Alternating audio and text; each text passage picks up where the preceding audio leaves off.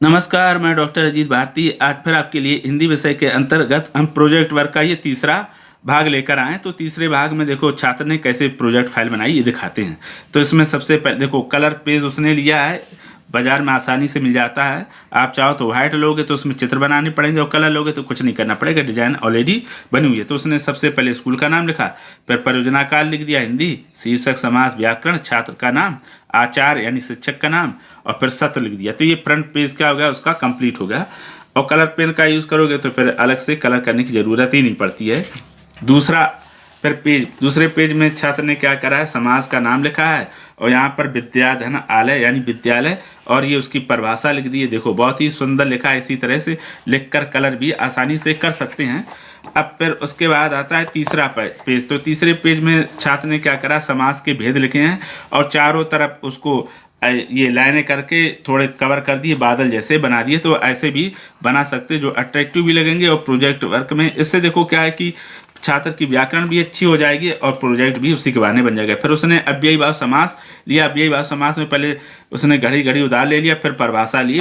तो इसमें भी किसी प्रकार का कोई चित्र नहीं बनाया। छात्र ने अपनी भाषा पर ज़्यादा ध्यान दिया, चित्र पर कोई ध्यान नहीं दिया है।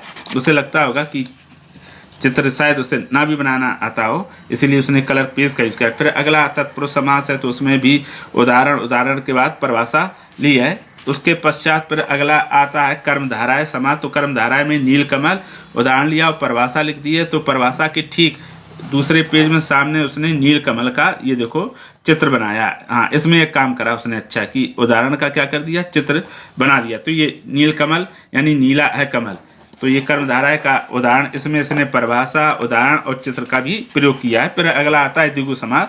तो द्विगु समास में उसने उदाहरण लिखा है, परिभाषा लिखी है और किसी प्रकार का कोई चित्र नहीं बनाया है। फिर अगला पेज आता है द्वंद्व समास का। तो द्वंद्व में यहाँ बिंदी लगेगी और उदाहरण लिखा है छात्र ने और परिभाषा लिख दी है, इसमें भी किसी प्रकार का कोई चित्र नहीं है।